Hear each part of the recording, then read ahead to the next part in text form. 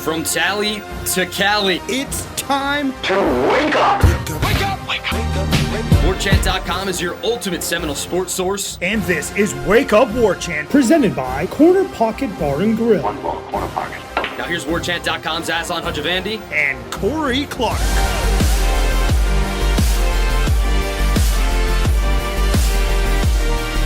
Wake up! What is up, everybody? It's Wake Up Warchant, presented by the Corner Pocket Bar and Grill. Coming up on today's show, did the ACC do the right thing by getting rid of divisions for their conference championship game? Food for thought as Florida State thinks about their resume and a playoff run. Peak efficiency. Is Florida State on the verge of closing out the second half of this season, much like they did last year? And the rest of your questions from the Renegade Express mailbag. Wake Up Warchant, presented by the Corner Pocket Bar and Grill, Tallahassee, Florida. CPTallybar.com, the website. As always, you can always hit that QR code on your screen. Takes you right to the website. You can place your order to go. You can check out the menu, social, and culinary. I was going to say food, but culinary sounds so much cooler. Thursday's cheesesteak sandwich is your lunch special from 11 a.m. to 3 p.m. Chicken or steak comes with a side dish of your choice, only $8.99. Side dishes, straight fries, curly fries, tater tots, side salad. You can't beat it. It's great. Everything at the Corner Pocket Bar and Grill every day. Go check them out. And bingo. Later tonight, 7 o'clock. Test your bingo skills to win drinks and prizes in cold, hard cash. Warchant.com, Ultimate Seminole Sports Source. 5-star rating and review, everybody. By the way, shout out to all 40,000 of you now that are subscribed to our YouTube channel. That's pretty cool, huh, Corey? Yeah, man. Yeah, it's pretty remarkable. It's 40,000 and growing every day. Growing every day. And the views are outrageous. It's crazy how many views we get on our channel. It's not crazy. We put out good content, and you have a good football team to cheer for and care about. But still, it's awesome that they've coalesced like this. Great content with a very good football team. We've been trying, everybody. Which they had to catch up to us, the product on the field. Yep. They have. Now we're riding this thing to the moon. Corey, any questions from practice on Thursday, or rather practice on Wednesday as we sit here and give the folks what they want on a Thursday that maybe I can answer, maybe can't answer? No, not really. Okay. No. They looked all right. Defense good. played better, mostly. Period 3, I think they maybe completed one pass. It ended up shooting for the end zone, and Norvell was really happy with the defense. So it wasn't one of those things where necessarily I think the offense failed. I think it was more so the defense was just that stout. And throughout the day, plus maybe there was some better talent available to the defense than the offense. Can I say that? Can I get away with that, Corey? Yeah, sure. Okay. Just don't want to have to go back and edit it. But yeah, they're out there, they're practicing, they're grinding, they're doing and saying all the right things. So that's cool. Let's do our thing. Let's do the Renegade Express mailbag, Corey. Let's begin. Bourbon is your friend. Wow, look at Dave getting in there first. The news you've all been finally waiting for is here. Dan Squatch is getting married this weekend. Shout out to the biggest and likely largest FSU fan in Southwest Virginia. Shout out Dan Squatch on the nuptials. Congratulations, buddy. He chose the Pitt game to get married. Smart. It feels odd to do it in the middle of a season, but whatever, Dan. Do what you got to do. By the way, he went back and found apparently the show where you had your slip of tongue about Josh Kando being a disappointment in the sack. So we're not going to tell everybody, but if you're a subscriber to warchant.com, you can go find the thread and you can find the timestamp. These are some of the cool little perks you get as a subscriber to warchant.com. So go check that one out. Which, by the way, Corey, I'm going to have to ask you a favor tomorrow on tomorrow's show. So just letting you know, I'm going to need a big favor out of you. All right. Clark won't say he's I won't belabor the point. All right, that was him clarifying and joking about that. Great jokes, strong jokes from Dave in Bardstown. Shout out, everybody. Go like his post. Pitt is in for a Narduzzi of a Saturday. Lastly, Tyler called. He's wondering if the position of head coach of Clemson football is posted on Monster or Indeed.com because he wants to go ahead and upload his resume. Yeah. Tyler's going to be famous for a long time in South Carolina. Was it like when Willie got fired? Wasn't his job, or I think maybe when 11 retired, his job got one of the head coaching jobs at Florida State was actually posted. Or maybe it was the coordinator job when they got rid of Walt Bell. Something pretty high, not high class, but like highly up on the food chain of college athletics was posted, and people found it like on monster.com, which was amazing. But hey, it's a state job, so you have to do those kind of things, right? Rhetorical. Bradley Moss, let's go. Wake up. feel like we should have been number 3 at least. But it's not surprising that we're number 4. We just need to control what we can control, take it one game at a time. If we beat Pitt, we're going to be in the ACC championship game. Speaking of conference championship games, can you guys explain why the ACC, Big 12, Pac-12 scrap divisions, and it's their top 2 teams that play in the championship game? I know it was to try to have a better marquee matchup in the championship game, but is it fair that the SEC and now mainly the Big Ten still have divisions? Whoever wins the Ohio State-Michigan game is going to have a laugher of an opponent in the Big Ten championship game. So in the end, a team like Michigan essentially plays one hard game a year, and if they win that, they're in the playoff? That doesn't seem right. Anyways, we just hope we win. It'll be a shame if a team with this much talent doesn't get a chance to compete in the playoff. Thanks as always. Go Noles. Yeah, it's a good question. It's a fair question. I think with the ACC, so many times the best team, look at the last, 10 years, 11 years. You've had national championship caliber teams in the Atlantic and some 4-4, basically, dumb, like car crash dummy in the Coastal. And it was like, okay, who's Clemson or Florida State? Obviously the last half decade or more, it's been Clemson. Who are they going to go destroy from the Coastal? Because your 2 best teams were in one division. And so they thought, the thinking being, okay, let's get a better matchup.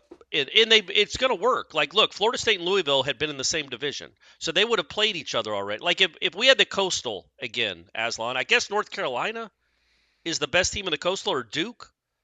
But there's a chance you would have a 2 or probably a 3-loss team coming from the Coastal against Florida State, undefeated Florida State, or a 1-loss Louisville.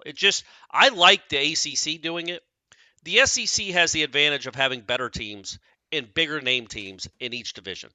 So, yeah, even if Georgia somehow wouldn't win the SEC East, well, it's probably going to be like a Florida or a Tennessee playing in Alabama. That's ratings.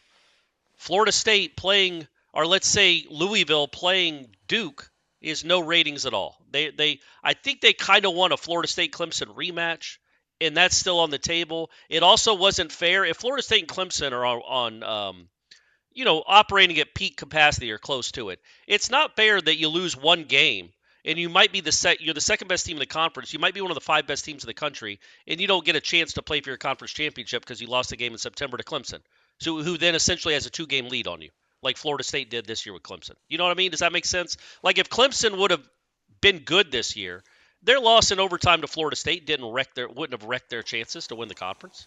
They would have had another chance in December to beat Florida State again.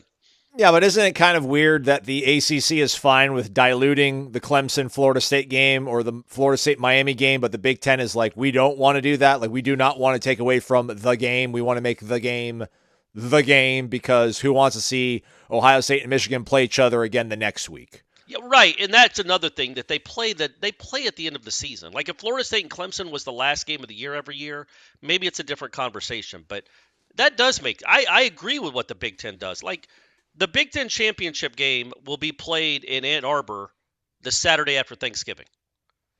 I know they have a game scheduled the next week and where they play. Indianapolis, Ford Field, Detroit. I don't know where they play. Indianapolis. But Lucas whoever Oil. wins the Ohio State-Michigan game is almost certainly going to win the Big Ten. That's the de facto Big Ten championship game. And they play at the end of the year. So it would be dumb to play that game and then render it meaningless by having the same 2 teams play again the next week. And Ohio State and Michigan are going to be the top of that conference forever. You know what I mean? There's no fluctuation there. It's always going to be Ohio State and Michigan. So it makes a little more sense in that conference. Unless they add Florida State and Clemson, then maybe they'll rethink things. Yeah, I mean, there's no unified rules. Big 12 has been doing round robin. Like, their champion has always been like a true champion because you've played every single team in that conference, and the top 2 teams played for the championship. So without any sort of unified rules, I mean, I get it. It doesn't seem fair, but there aren't any rules to really operate by, so you can pick whatever you want to do. And I don't think the Big Ten is sandbagging. I think the ACC thought they had to do this to help their conference get a shot in the playoff, because I think that everyone's reputation has been better the last 5 years. So yeah. I like it. Yeah. I like this for the ACC. I don't think other conferences have to do it. Clearly, the Big Ten and the SEC don't think they do. Yeah. But I like it for the ACC. Is the SEC? Are they going to divisionless? They're not, are they? I am not. When they add Texas and Oklahoma, they're still going to be divisions, right? How about you look that one up for us? I'll read the next question. Is that cool? Okay. Fast fingers over there, Corey. What'd you find? They will not have divisions in 2024. They're going to do what the ACC does. Just the top 2 teams will play each other. But it really doesn't matter in 2024 because five of those teams in the SEC are going to be in the playoff. So it's 3 teams kind of getting a break, not having to play that week and getting ready for the important game the following week. So that's going to be interesting with the SEC, knowing like the team that like when Alabama plays Auburn, it's like, yeah, you'd like to win and be the 1 seed, I guess. But if they're 12-0 or 11-0, do they really? I mean, maybe that's not a great example. Alabama always wants to beat Auburn, but they won't be crestfallen if they lose to Auburn and then miss the SEC championship game, knowing they'll definitely be in the playoff. They might be a top 4 seed anyway. Yeah. And if they're not, they'll get a home game in the playoff. Like that's not a really harsh punishment for losing to Auburn is, you get to host a playoff game in 2 weeks. Yeah. Happened to them in 17. Alabama lost to Auburn. They lost the SEC West. But Auburn lost to Georgia in the SEC title game, and Alabama still found a way to the playoff, and they won the national championship because that's what Alabama does. Drill Sergeant Porter, wake up. Just happy to actually wake up and see the first college football playoff ranking to see where we would be. Also, guys, glad you liked my future sod cemetery idea from your Q&A last Friday. Go Noles. Or I think, it was in the AMA. They asked me anything. So, shout out Drill Sergeant Porter. We love you, man. A man of great ideas. And a backbone of steel. Drill Sergeant Porter, our guy. Shout out. And those who missed out on the AMA or the AWA, it says AWA. Oh, Ask Warchant. Ask Warchant, I think. That Tom Lang, man. Smart dude. Do these. Hop in them. It's for subscribers only. But he wanted Florida State, once they leave the ACC, to dig up grass from the ACC headquarters and put it in the sod cemetery. So that's... Oh, okay. Yeah, that wouldn't be that's a really good idea. When that happens, that's a really good idea. We'll go. We can go get some grass from there. Should have gotten some from Snuggie last weekend. Well, you did rip up a couple blades of grass. I know, but I put it. I didn't. And I want to clarify. I did not rip up the grass. It was already loose grass. Oh, okay. I don't want people to think I'm wreaking havoc on property in Winston-Salem. It was just loose grass that I picked up, and I just threw it back down. I should have kept it, though. You're right. All right, we're going to bundle these next one. They come from Bravo Victor as well as Raw Dog 1. 2 Gs, 1. Basically, this team peaking, playing their best right now.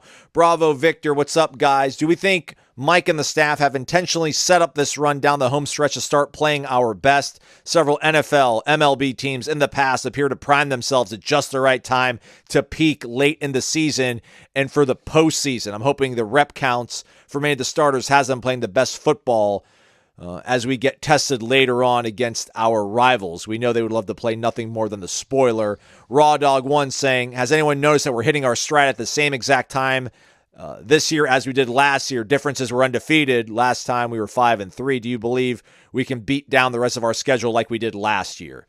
I think everybody's trying to peak at this time. I don't know if... I think Florida State's just constantly playing at a high level. What's the best game Florida State's played this year? The first game of the year, right? Yeah, I thought the last one, the one they just played, was okay. probably the most dominant. When you outgain a team by 300 something yards and you're up 34-7 at half on the road, that was probably their most complete performance. But even that one had a dud of a third quarter. So LSU, the second half for sure. But there was some things that made you roll your eyes a little bit in the first half against LSU. But LSU is the best team they played so far. But we looked at the Georgia snap counts, and it seems like maybe that's kind of what you're trying to do, and Georgia seemingly turns it on around this time of year. They struggled, I think, in October against Missouri last year and then turned it on. Looks like maybe they turned a corner against Florida. Maybe Florida State did that by the rep counts and what they did against Wake Forest. So, but do you think they're capable? I don't know, man. I don't want to be like, if they don't beat Miami 45-10 again, they're not as good as they were last year. I don't think the margins are going to be that big, but I don't think that means they're not as good or better than they were last year, if that makes sense. Yeah, I mean, that run they went on last year before the Florida game is a run that, this program hadn't had since in 10 years. I mean, that was incredible what they were doing. Nobody was scoring touchdowns. They were beating everybody 40-3. I don't expect that. I don't expect that this weekend. I just think that's not a realistic thought. Is they're going to bludgeon teams like they did last year? You're not going to beat Miami by 42 points again. I don't see that happening. But yeah, I mean that's the goal, right? Well, Adam Fuller talked about it on Monday. Like the goal is to get better be better by the end of the game and be better by the end of the season. That's why the rotations happen. That's why they play 21 players. But I do think that in tight moments they will shrink it a little. And I thought you saw that against Wake Forest on the road. I thought Jared Verse played more than he had once he got came back from the stitches, and they rotated. They were economical with their rotations. Hussey didn't play a ton until the game seemed almost out of reach, and I just think they have a plan, but we'll see how it works. And then on offense, we'll see how healthy the wide receivers are on Saturday and who's going to be playing there. But yeah, they like a lot of their guys that they play, and theoretically, you're supposed to be better at the end of the season, and when you play more people, the healthier you can be because they don't have so much wear and tear. Bishop 1617, wake up, guys. With the way things are shaking out, looks like Florida State is likely to be facing Louisville in the ACC championship game. Would Louisville be a bigger test than any team we face all year other than LSU? Probably. Well, I don't know. I still think Miami probably has the most talent. I think they're better on the line of scrimmage, on both lines of scrimmage than Louisville is. But yeah, man, I mean, just, Louisville beat Notre Dame pretty convincingly. And, they've struggled at times. They obviously lost to this Pitt team. So they've got some warts too. Everybody does. It's hard to say. Let's see how Louisville handles the next month. Right now, it would appear they're on the level of obviously of a Miami or a Florida, but let's see how they handle this last month. And then I think you'd rather play Louisville. We talked about this on Headlines on Tuesday. I think you'd rather play Louisville than North Carolina. Why? I think North Carolina, when you have a quarterback like that and an offense like that, they got a shot. Yeah. You never know. It's like facing a basketball team that has a streaky shooter. And Drake May's not streaky. He's just good. But he's a guy that can take over a game. He can win a game with his right arm because he's just next level. He's that good. He can just get hot, and even if you play pretty good defense, there's nothing you can really do. Louisville doesn't have that. So that's why I would say you'd rather go with a team that doesn't have a top 5 NFL quarterback on their team. Yeah, I'm starting to wonder what kind of heart Florida is going to have and their fan base is going to have the Saturday after Thanksgiving if they limp into that game 4-7. Or I don't know. They already have – how many wins do they have right now? I don't even know what they could possibly be. But, that venue is always tough to play in. But, man, if they're not looking all that great, if they're slumping and their fan base doesn't want to see Florida State get coronated, maybe not nearly as intimidating as it was. I do think, Miami does have more talent seemingly than everybody else. But I know that Jeff Brom, give him just one game to laser focus in on and not have to – think about the next week or anything else down the line. That could be tricky. I think they'll be better coach. Miami's got better talent. They just don't know how to harness it though. They're not disciplined. They're going to do a bunch of dumb stuff that's going to help benefit Florida State. I don't think Louisville will beat themselves. Brom seems like the real deal for sure. Yeah. Purdue has fallen off the face of the earth since he left. Louisville's now staring dead ahead at a 10 or 11 win season. So yeah, he's real good. FLS Nole, that looks like a first-time person. I don't know if it's Florida. Oh, I guess the FL stands for Florida. The S stands for state, possibly. And L stands for lawyer, law? Like FL state. Oh, I gotcha. Okay, gotcha. Understood. I know Jordan Travis has had complaints about only throwing to 2 receivers, but from the view on television, I don't see a lot of other receivers open. This seems odd with the talent in the receiver room. Is Jordan missing the timing on those underneath routes? ? Is he not throwing receivers open? ? Or are the routes or scheme off? ? Any insight is appreciated. I mean, it's hard to say, man. I hate to cop out on a question like this, but we don't see the all 22s, and we don't know what the first read is. So it's hard to know if he's making mistakes and not finding a guy on a cross underneath, or if his eyes aren't even supposed to be there because he's got Keon Coleman on one side. And if he's not getting safety help over the top, well, obviously you kind of hone in on number 4 if he's getting man-to-man coverage. And also, I thought this last game was his best game. I did think he used more. He threw to more guys. Ja'Kai had a big catch down the middle of the field. Portier dropped what might have been a touchdown, but at least a 12 or 15-yard gain, just standing right there in the middle of the field on that last touchdown drive in the second half. And then obviously Coleman did what he did. Bell and Morlock. Now you say 2 receivers. We'll throw Bell and Morlock into the mix too now. The tight ends are getting used in a way they haven't done since Norvell got here.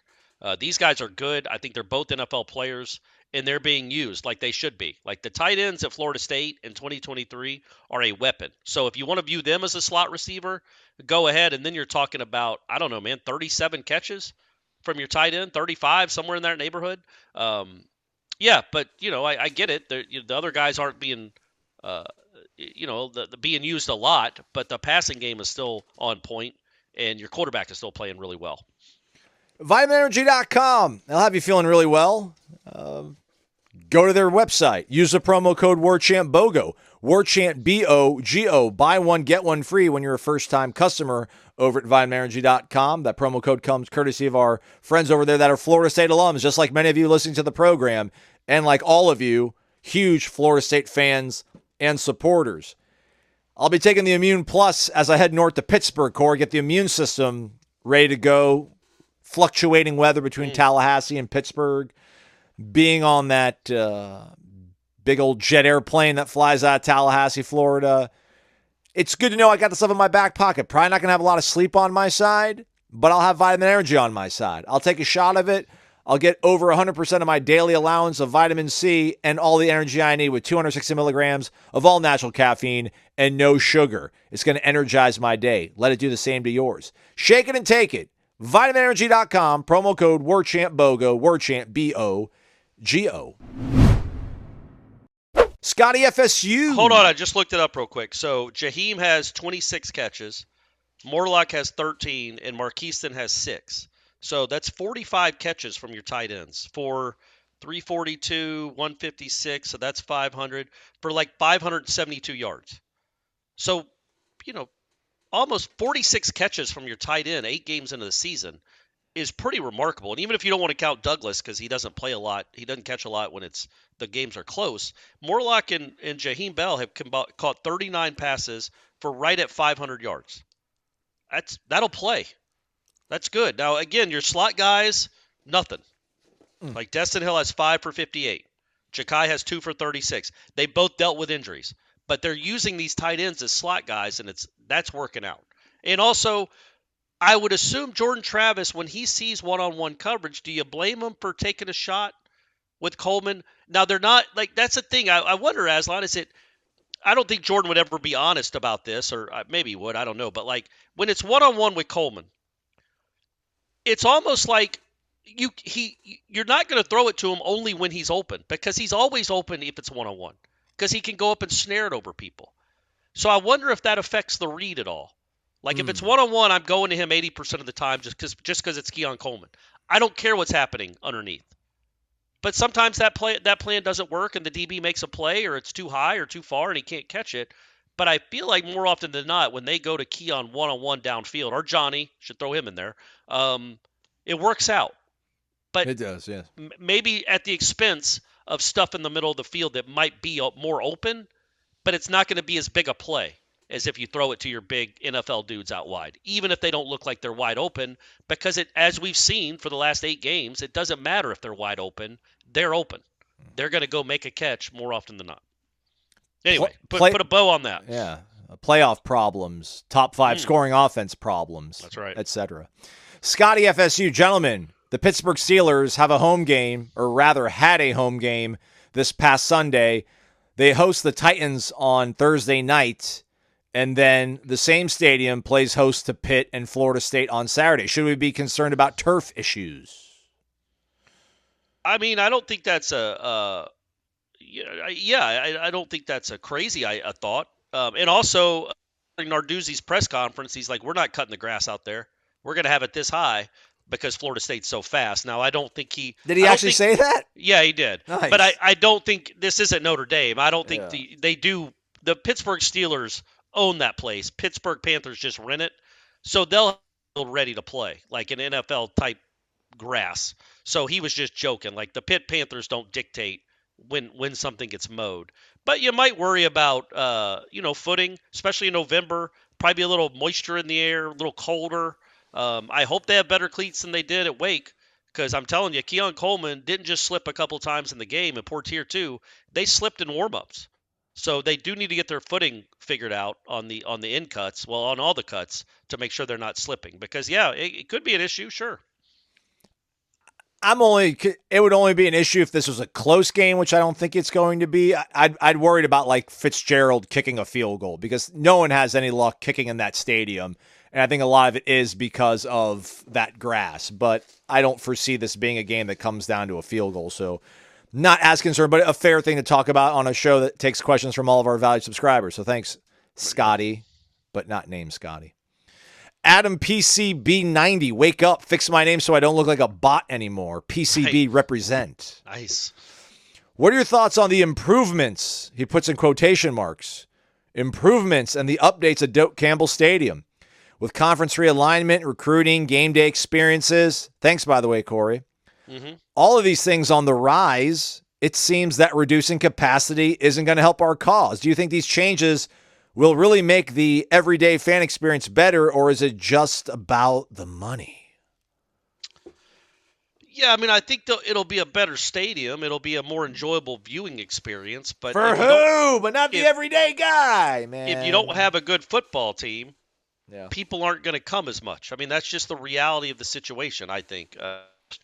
And this goes back to something that I guess Florida State can't control, but you can have the most beautiful stadium in the world. But if you have a 7-5, 6-6, 4-8 football team, and you have hotels, basically, in my opinion, but you do want the stadium to be nicer, I guess. And I do think they're making improvements. Is it worth the money? We'll see. Are they going to be improvements in the actual game watching experience? Or are they going to be improvements in looking more like an NFL stadium? We'll see, because I hesitate. I do not want them to try to be an NFL stadium, because this is not the NFL. This is not an NFL fan base. So hopefully they'll keep the beauty of college football in mind when they're creating whatever they're going to create for Doak Campbell Stadium. But you're welcome for the stats package. I take full credit for that. Yeah. And I don't care I don't care who says I'm wrong, who says that I was out of line. I don't care. I got stats on the video board, and we vaulted into 2023 on at Doak Campbell with the stats package. Yeah, it's a capitalistic society we live in, for better or worse. Mainly the better. It seems to be the best system out there. Other things have been challenged and tried, maybe not as effectively and as efficiently. I mean, I am not the paying customer, but the people that have the money that are going to pay for these suites, that money is needed to infuse this program with cash. Nobody back home, none of my friends are going to start coming to Doak Campbell Stadium now because there's a Loge box. They're not. And listen, my friends make six figures. They're not boosters, though. So again, and this is about the people that do pay and do support this program with more than just their mouth, with their wallets. They seemingly are going to buy into this stuff. They're excited for it. They don't want to travel 6-7 hours away from their house in Fort Lauderdale or northern Georgia to sit into aluminum bleachers. Again, it's never been my thing. I think I could be 68 and I would still come to Doak Campbell Stadium to watch Florida State play, because I love the team and I want to watch them. I want to watch a good Florida State team play a good opponent. It doesn't matter to me all these amenities, but again, I am not the core audience they're going to. They have figured out their recipe. It sounds like here, Corey, in terms of the donors they know they can count on, what they want, and what's sustainable for everybody involved in that. Yeah, there's going to be collateral damage, and it's going to be people that, you have the ability to keep your seat, is what I'm told, Corey, but it's going to cost significantly more. So it is one of those weird things where you feel bad when people complain about their plight, but there is the option to keep what you have. But at the same time, it's like, well, I can't afford it. And it's like that's a tough place to be in for a guy who doesn't have to pay to go to games. So yeah, and again, I as a son of somebody that was a booster for 40 years, like for my whole life, I definitely feel the anguish that boosters can feel, because it's like, okay, I've given you money for 30 years, And now you're telling me to keep the seats I've had for 30 years. I've got to give you even more money just to have the opportunity to buy them. Something similar. That would suck. That would suck. It makes you feel like the last 30 years didn't matter. And this is a problem that the NFL doesn't have because the NFL gets these stupid cities to fund these stadiums. They don't get any of the profit, but they build the stadiums for these billionaire owners. Well, that can't happen in Doak Campbell Stadium. The city isn't funding this. This is a private. This is just private money that's coming in. It's not public money. So I don't think, at least if it is, it ain't much. It's not a huge percentage of it. So yeah, man, it sucks. But as Aslan said, I don't know. They're gonna do it, and they're trying to make it more modern. They're trying to make it a better stadium. But I don't. Again, as Aslan said, we get paid to go to these games, and we don't sit in these seats. So I would never dismiss or be dismissive of people having to pay more money because it's hard-earned money. Yes. You've been great for this program for decades and decades. And you've given a lot of money, and then you're told, oh, wait, you don't get those seats anymore. You have the opportunity to keep them, but you have to go through this. And that happens when NFL teams build new stadiums too. So, hey, let's enter the Michigan portion of the show. Let's do it. Our guy C691027, real human being, not a bot. What in the world could the 691027 be, Corey? Like maybe the passcode on his phone. Dude, that's 6. I think mine's like a 4-digit. Mine's 6 digits. Is it? Oh, ooh, you got that. You got like the double. Oh yeah, double that's layers. big time. And it's a crazy code you could not crack even if you tried. 93, 99, 13, and then Brady's birth year. Well, that was 6 no. right there. That was 6. 93, 99, 13. It's 1, 2, 3, 4, 5, 6. My man. Can't forget that one.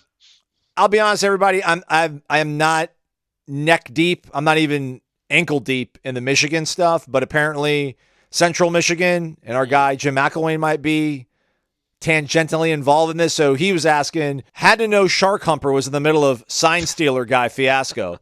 Sure. I watched Central Michigan defeat NIU last night. On 3 separate occasions, they panned to a staffer looking at a play sheet and speaking to his microphone. Then the quarterback breaks the huddle, and twice they panned to him, seemingly making adjustments to blitzes and quarterback changing the play. No signs given. Do we know? Do we know there were no signs given? Not calling. We don't. No. Okay. Are RF helmets allowed, like radio frequency helmets allowed in college football yet? I don't think so. Seems like the state of Michigan are on the cutting edge of sign stealing science and using radios in their helmets. Any observations? Go Noles. Hold that thought real quickly. That goes with our guy Hate Canes, H8 Canes. I think the fried chicken place, maybe the Miami program. Not sure which Canes. I think the chicken finger place. Oh, okay. All right. I'm kidding. Sure. I'm sure they're great. Sure. Yeah. I mean, well, he might be a big Zaxby's guy. Yeah, you never know. Should the coaching staff switch signals if we end up playing Michigan? Seems like Michigan scouted most possible opponents in advance and have collected data for years. Well, look, the crazy thing with the Central Michigan is, if you've been on Twitter at all this week, and McElwain could not deny it after the game, is that, what's my man's name? Connor Stallions? Yeah, like you don't know. So I forgot it for a second. Then I Yeah. remembered. Oh yeah, it's the crazy, ridiculous name. Yeah. Like a weatherman or a porn star. Like it's a crazy name. So wait, Central Michigan might have their own guy? I thought this was no, it's Okay, not. It's him. It's a pick. Connor Stallions, apparently, that's what everybody says, was on the Central Michigan sideline. on Tuesday nights? No, for the Michigan State game when they played Michigan State this year. Okay. And he's wearing sunglasses at night. And he's got So a does big, Deion Sanders, just saying. big book. Deion's the head coach, and Deion's Deion. This is a guy that it looks like Connor Stallions. He's a 28-year-old dude in shape with a goatee. So maybe it's not. But when McElwain was asked about it after the game, he could not say for sure it wasn't him. And they've obviously already done some investigations. And for him not to come out and vehemently deny it and say, no, that's not Connor Stallions, it's actually this GA, John Smith, who's been here for a year. He could not say for sure that it wasn't him. Makes me think it's him.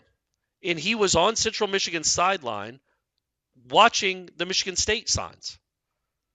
It's insane. And so how deep does this thing go? Like McElwain led him onto his field to spy on Michigan State. And obviously, as I talked about last week, I don't think speakers in the helmet are, and I don't even know if that's what this question was. In fact, it wasn't. You're not supposed to have speakers in your helmet. No, I was asking if it's allowed. I don't think it's allowed in the college. No, of course it's not. But that's what people's solution is to sign stealing, is to put speakers in the helmet. Well, are you going to put speakers in all their helmets? Because every team goes no huddle. So we keep picturing like a quarterback in the middle of 10 other dudes telling him to play. That doesn't happen in college. So what's the point of just telling him to play? Then he has to signal it to everybody, and you can steal his signs. So I don't think that's a solution. I think it's just to get signs that can't be stolen. And as I talked about when I talked about I talked to a Florida State staffer last week about it, and what they can do is, again, chart what the signs are. If you're picturing like the 4 big blocks that they have that they'll show sometimes, a picture of Bob Barker, a picture of underdog, whatever.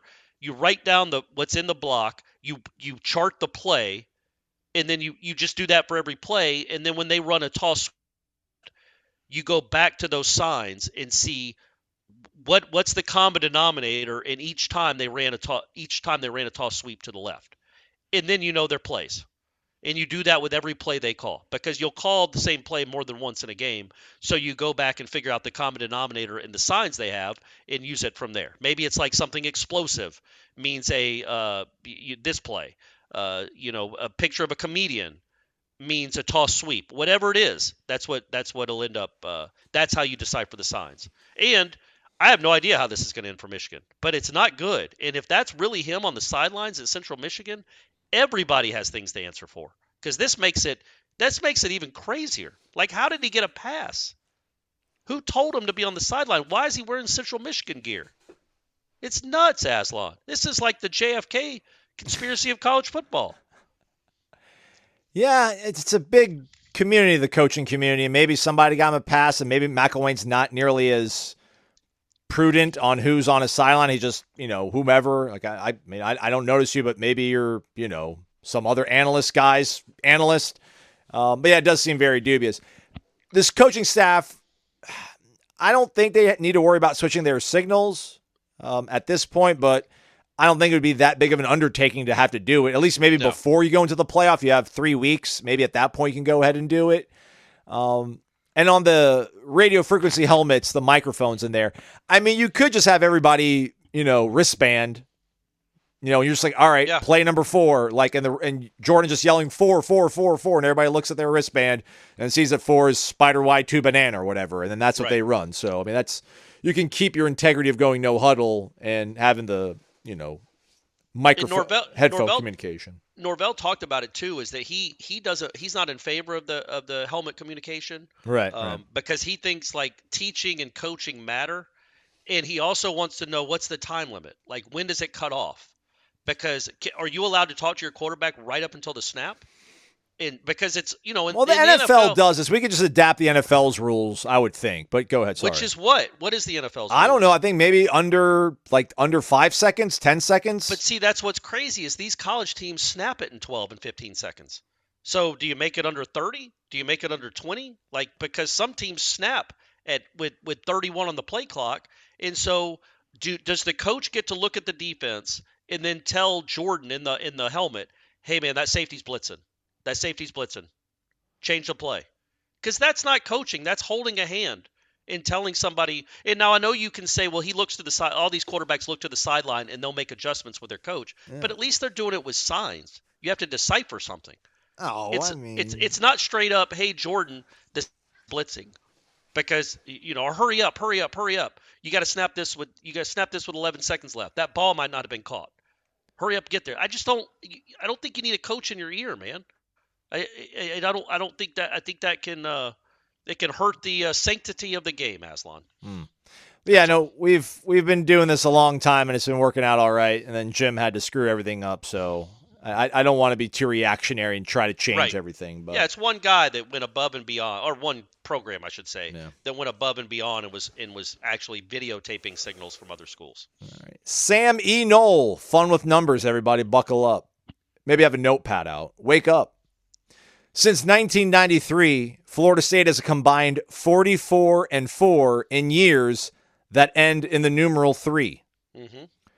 2 of those 3 previous seasons resulted in national championships, and the other was by far the best season of the, quote, lost decade with Jeff Bowden's jump ball offense. Not only that, but Jameis Winston was born just 5 days after we won our first national championship in 1993. Jordan Travis was born just 5 months after our second national championship in 1999. Do you think this is all coincidence? No. Or are we no a near chance. lock to win it this year? There's no chance that's a coincidence. Those numbers are too spooky. Of course, it's destiny. It's destined to happen. I mean, Aslan, you see those numbers. How could they not win? Well, also, if the Texas Rangers can hold off every single year Florida State's won the national championship, the American League has won the World Series. Oh, yeah. Also, we're not getting political here, but every time Florida State's won the national championship, the blue team's been in the White Office, or the White House, rather. Yep, that's true. So, I don't know. I mean, you put that together with Sammy's. Again, I think it's plus 900 right now over at my bookie to get on the Noles to win the national championship. I don't know what you're waiting for. Use the promo it's code. Simple math, right? It is. It is. Use the promo code WARCHANT. You'll get an instant cash deposit bonus that you can use to get your bets maximized over at mybookie.ag. You can bet anything, anytime, anywhere. Corey, do you have your picks for this week? Yeah, so I'm going to stick with the ACC, man. Stick with with what you know. And I think I'm going to bet strictly ACC from here now. May slip in an SEC game here and there, but that's what I'm doing.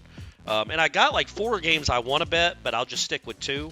I think Boston College getting 2.5 at Syracuse. That's free money, baby.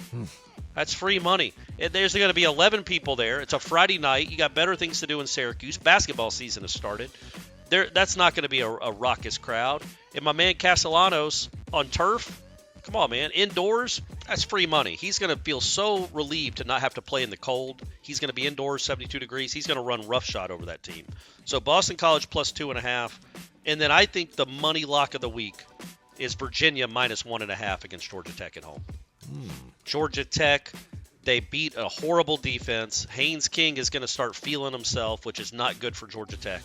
He's going to start throwing it into triple coverage. I think Virginia has looked like quite frankly, one of the best teams in the ACC the last 2 weeks. They found it. They got their starting quarterback back. They're not giving the ball away to everyone. I think Virginia is going to win at home and win comfortably against Georgia Tech. All right, those are great ones. I don't feel good about any of mine, but let's get to it. I think 15.5 right now is what I see with Rutgers taking on Ohio State. Actually, 18.5. I feel even a little bit better.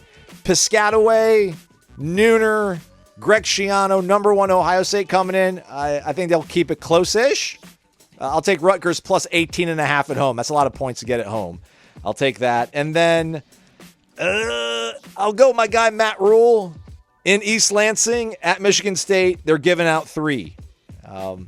Feel good about. I don't feel good about that, but hopefully that wins.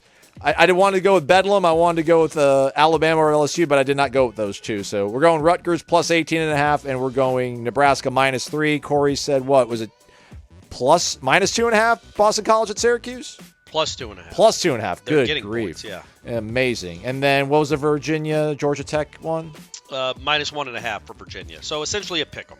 There you go. You pick your games over at mybookie.ag. Use that promo code WARCHANT. FSU Uncensored. It's like FS Uncensored, but it's FSU Uncensored. It's clever. It's great. I love it. Yep. Wake up, fellas. Panama City, Florida here. Officiating question, since it seems to be all the buzz. These referees work as part-timers, to my understanding. Why is it that we never hear a push to make them full-time employees? With all the money the sport brings in, doesn't it make sense that such an integral part of the game would be a full-time position backed and paid for by the NCAA? Best show on the beat. Well, you're right about that. And yes, I don't even think the NFL guys are full-time employees. No, they are now. I think it happened a few years ago. They finally fought for it. But forever, it wasn't the case, right? And Right. I just think the answer to that is, number one, they'd have to pay them more. But also, it's 12 Saturdays a year. And So, it's not just 32 teams. It's 132 teams. It's 60 games throughout the course of a weekend. And NFL just needs to get 12 good crews. No, not 12, 16 good crews. Yes, correct. Not 30 or whatever it would be. No, 160 crews, 130 crews just for Division I. No, that's not right either. 65 crews. That I covered my bases. You need 65 competent crews for Division I football. But the reality is, what would they do for the other? So each week you're training them for 8 hours a day. Like how is it a full-time job? And who's paying them? Because you don't want the ACC to take more of your money to then double or triple these referees' salaries. Does that make sense? Like the NFL's got more money than it will ever know what. Roger Goodell gets paid, I think, $50 million a year. So yeah, they have all the money to make an NFL a referee a full-time employee. I don't know that NCAA or these separate conferences, because they're conference affiliated, would have the money to make these guys give up whatever their day job is to be a full-time referee. And I don't even know what that would entail. I can't even picture it. What would it entail, Aslan? I don't know. My mind is blown. I'm trying to find out what's going on with the NFL because, to my understanding, they are full-time. ESPN had a story up in 2017 why the NFL is finally hiring full-time officials, but there are stories from 2022 and 2023 on various websites that say that the NFL still are not full-time jobs, NFL refs. But, and I would say the difference, obviously, is in basketball and baseball, especially Major League Baseball. Those are obviously full-time jobs. It's 6 months out of the year, and it's every day. In the NBA, same thing. And even in college basketball, those referees, man, you'll see Teddy Valentine in Tallahassee on a Tuesday night, and he'll be in Syracuse on a Wednesday night. They go all over the country for 4 months. These referee crews, it's literally one game a week. And so I would like them to be better trained, clearly, and I think that could help. But I don't know if making them full-time making it their full-time job is the answer, because I think you'd lose some of them. Because Johnny, that's a lawyer or a high school football coach, doesn't want to necessarily give that up to just be a beck and call of the ACC 12 months a year. Well said. We'll see how it works out. I don't know. It's a fair question because they make so much money. You would think they'd put more money into the actual officiating of their games. I get the sentiment of the question for sure. Northwest Georgia Noles 6504. Wake up. Longtime listener, first-time commenter, Chattanooga, Tennessee area of Northwest Georgia. I like that descriptor. Okay. How good did it feel, guys, to see us back in the bracket for the first time since 2014? Been a long 9 years. With this first playoff ranking, it seems the committee is undervaluing Florida State's victories against Duke and Clemson in Death Valley. And with the way the schedule currently sits, seems Florida State will have very limited opportunities to gain late-season eye candy victories. And given the fact that the current ACC race to Charlotte includes 8 teams behind Florida State with 2 losses or better, making a really interesting last four. Really, there's 8 teams with just 2? That's crazy. Question, how important will it be down the stretch to win significantly against Miami and the other school and have a top 15 game in Charlotte? Or do you think that as long as we win out, we are in a good spot? Thanks for making my morning and afternoon 30-minute commute to work always entertaining. Go Noles. Well, thank you, North Georgia Nole 6504. Welcome. Real quick, Corey, our guy Sam E. Knoll also posted this. I wasn't able to fact-check it, but he's a pretty solid guy, I feel. Mm-hmm. Apparently, in the short history of this college football playoff, there has never been a one-loss Power 5 conference champion that has been left out of the 4-team playoff. And I know what we're saying is right. Win out, you're in. But maybe Florida State could still find a way to get in there. But that wasn't his question. How important will it be to have style points down the stretch, Corey? It won't be unless you lose a game. Like if you lose to Miami like 31-30 and then you win out and beat Florida by 30 points in the Swamp, you beat Louisville or somebody by 30 points in the championship game, that would matter, I guess. But if you win, it doesn't matter how you do it. It just doesn't because there's only going to be at most 4 undefeated teams. And I would say, I think this year might be a year where there will be multiple one-loss champions from a conference, and one of them will get left out. Maybe it's the Pac-12 if Washington loses, which I think they would to Oregon. But then does Oregon get in? Oklahoma or Texas? Maybe one of them. You know what I mean? Like we'll see. It's a small sample size, really, with just 9 years. This year seems more conducive to kind of that chaotic fourth or fifth spot, depending on how it shakes out with one-loss teams. But if you win them all, you're in. Style points do not matter. But going back to the part of one of the parts of the question, not valuing what Florida State has done. The Boo Corrigan, who's the selection committee chairman, and he's in an impossible situation, folks. I forgot about this because I haven't watched this show in 9 years. He's trying to answer questions. He has to talk out of both sides of his mouth because none of what they do really makes sense. He'll say one thing, and then you point out, well, what about this? He'll be like, well, there's no way to do it. But he said that, part of the reason that Florida State was fourth is because their marquee win was earlier in the year. And it's like, well, then why schedule them? Yeah. If you're going to hold it against, and they're not holding it against them, they're in the top 4, but if it's not going to matter to you because it happened in the first weekend in September, as much as it would matter to you if it happened in the first week of November, well, that's dumb. Then don't schedule them. Like Florida State, are they getting a real bump out of beating LSU, or is it like, well, that happened 2 months ago, who cares?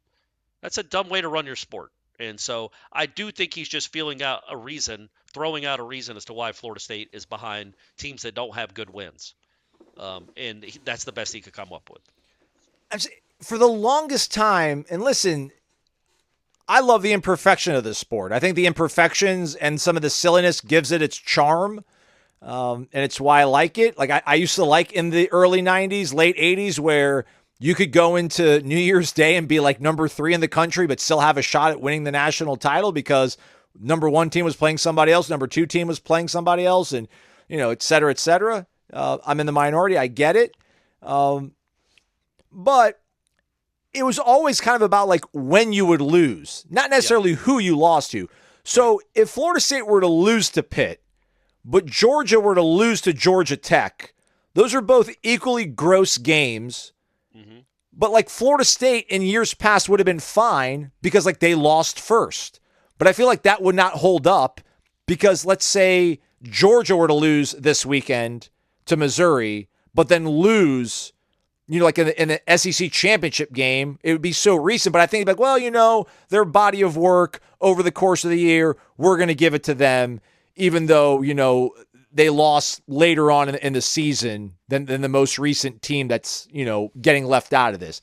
It's like a weird sort of alternate universe that we're in now with this playoff. And maybe it's just because it's the first poll, right, Corey? And there's so much variables out there to play with, but it kind of doesn't make you dizzy. It makes you a little bit anxious, I feel like.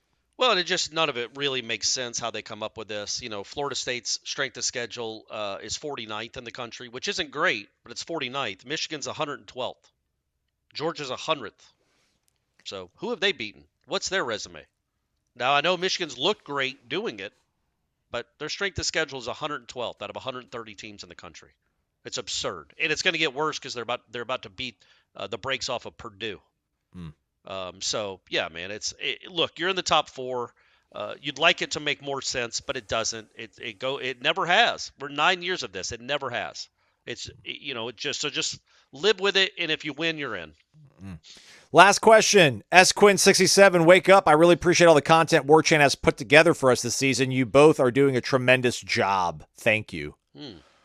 Thank you. It's our pleasure. It's our pleasure. You realize, S. Quinn's wish is that we either interview the ice bucket dumper at Doak or one of the groundskeeper guys that seems to be milling about while you and... So, I love you, S. Quinn. I don't know how it's going to work out, but maybe. Just maybe. All I know is, hey, man, we're 4 dubs away from Corey singing Seminole Wind on Steve Spurrier Field. And if that doesn't get you excited... is that true? Did I say I would do that? Yes. Oh, boy. Oh, yeah. All right. The chickens are coming home to roost. I made a lot of promises back in August, apparently. Order restored last week. Let's go kick some butt in Pittsburgh. Weather looks cold, cool, and dry. Question. At this point of the season, who do you think the most valuable defensive player has been for Florida State? Go Noles, SQuinn67, class of 93 is also a Battles and member. Maybe I should start mentioning that. There's a lot of people. FSU Uncensored's got the banner under his name, so shout out to you folks doing yeoman's work out there. Who's the defensive MVP? I'm going to say Renardo Green. Corey, what do you think? That's a really good question. I'll say Verse, and there was some news that came down on Wednesday. Renardo, or maybe Tuesday night with Renardo. He's one of the 12 finalists for the Thorpe Award. Let's go! Which I think is awesome, man. I'm glad he's been recognized like that. He's had a very good year. He's very good. He probably won't win it. He probably won't be a finalist because he's not one of those big names. He wasn't a big name coming into the year. But, man, he's been really good, and it's awesome that he's a semifinalist for that. And Jared Verse is a semifinalist for the Bednarik Award. So he deserves that, too. And Lombardi, I think, too. Maybe, yeah, that might be right. Maybe I meant Lombardi and not Bednarik. One of those guys, That's the one with the granite. Yeah, that's right. Yeah. I would say Verse, because of what he does in the run game and how his presence helps the other defensive ends out, or the defensive linemen as a whole, because he does get so much attention. They always have to know where 5 is, which means Patrick Payton can get one-on-one most of the time. Your defensive tackles aren't both having to fight through double teams. In your defensive tackle, I just think he makes the whole line better. Renardo has been very good. I just think Verse's impact is more than just numbers or PBUs or anything. It's how he affects the whole defense. Do you think Mike will give all of his coordinators out during media day at the playoff? Okay. I'd love to ask. I mean, I know Pat Surtain hasn't coached college football before, but man, I'd really like to get like a nice 5-minute, not a Q&A, but just like a question and maybe a follow-up or two on just how important Renardo is and just how much they value what he does because, listen, he's changed positions. He started as a cornerback safety. Now he's back at cornerback. He's dealt with injuries and apparently a pretty significant injury to his foot that put him through excruciating pain for a long time. And you sometimes forget about guys like that. And then, knock on wood here, man, he's been durable. He's been reliable. He's been out there for you every week and he's been so productive and so solid. And again, like to your point, Carl, he is not a flashy name. He's not, a Derek Stingley Jr. guy, or I don't even know who the, Kyle Hamilton. I don't even know who the in vogue defensive back this season is, but he's not that name. But man, he's rock solid and steady. So love you, Renardo. Love you. And man. Also, real quick, I've been keeping an eye on the temperature for you and Ira. It looks like it's holding steady. That the high on Saturday, there's not supposed to be any weather, like rain or sleet or anything. The high is supposed to be 57. Yeah. Which November in Pittsburgh, if you watch that Central Michigan craziness on Tuesday night, getting 57, a high of 57 in Pittsburgh in November, you can't ask for much more than that. It's going to be almost colder in Tallahassee when we leave than it's going to be in Pittsburgh. It's been crazy this weather. So, thanks for looking out for that, Corey. Appreciate it. Buddy. All right, that's a wrap for us. We'll be back with the show tomorrow for you folks. 1 to 3 o'clock, Jeff Cameron Show. He and Tom Lane keeping you posted on all things Florida State and all things Florida State over at warchant.com, the ultimate Seminoles sports source. Won't you hit the thumbs up, leave a 5-star rating and review. For Corey, I'm Aslan. Thank you for listening to Wake Up Warchant, presented by the Corner Pocket Bar and Grill.